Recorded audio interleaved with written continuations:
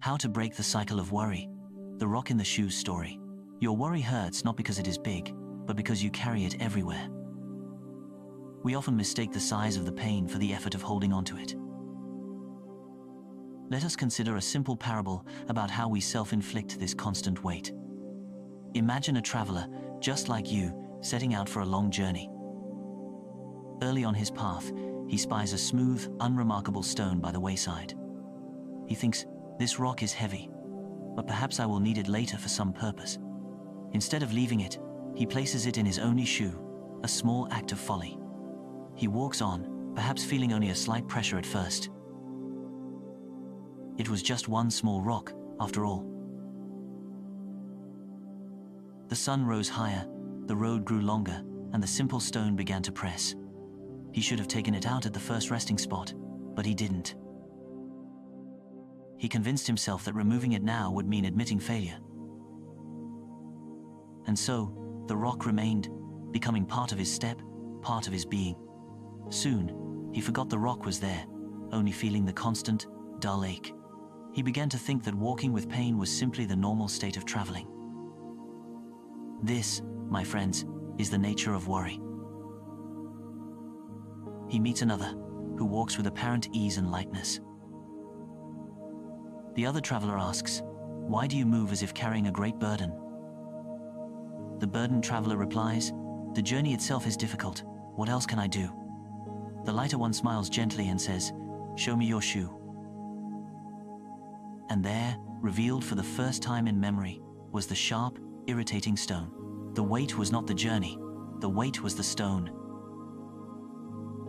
Worry is rarely the journey itself, it is the self-chosen stone we refuse to put down. If you carry a stone in your shoe, every step, no matter how beautiful the scenery, will cause you pain. If you carry worry, every moment of peace becomes tainted by potential future trouble. The size of the worry is secondary. The constant carrying is the true suffering. You convince yourself that by carrying the stone, you are somehow prepared for obstacles. But preparation that causes constant pain is not wisdom, it is self-torture. You are carrying the rock, not the mountain.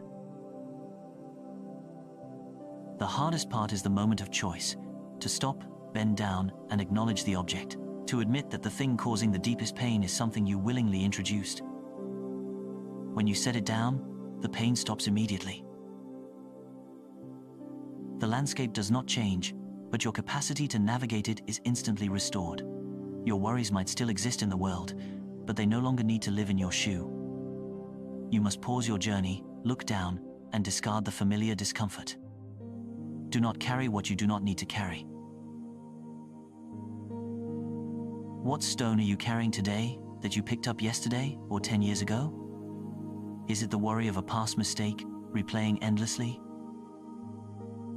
Is it the anticipation of a future judgment weighing down your present actions? Is it the need to control the uncontrollable actions of others? These are the stones. They are heavy, but they are not the road. Recognize the object. Name its presence. The stone only has power because you keep it lodged where it hurts. Acknowledge the weight, then choose lightness. When the ache returns, do not panic. This is merely the habit trying to reassert itself. Instead of picking it up, pause, breathe, and intentionally shift your focus to the next step. Focus on the sensation of the open space in your shoe, not the ghost of the pressure. The journey ahead is vast. Do not spend its energy carrying yesterday's debris. Your capacity for joy is limited by the space you dedicate to carrying pain. Let the rock fall away. You were never meant to walk burdened. The world presents challenges, yes, but let us not manufacture extra weight for the road. Walk with empty shoes, and you will find the path much easier to traverse. Your worry hurts not because it is big, but because you carry it everywhere. The burden is optional, the release is always available. Look down at your feet today. Is there a stone? If there is, acknowledge it and let it rest on the earth where it belongs. Embrace the journey's real challenges, but discard your self-made weights.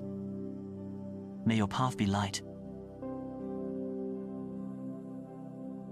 May you choose freedom over the familiar ache. Thank you for walking with me today. The initial sensation of walking without the rock is often jarring. But this strange feeling is simply the feeling of natural equilibrium returning. The energy you spent tensing against the stone is now yours to use for the road. Notice how much lighter your step is when you trust the path, not the imagined stone. Set it down now.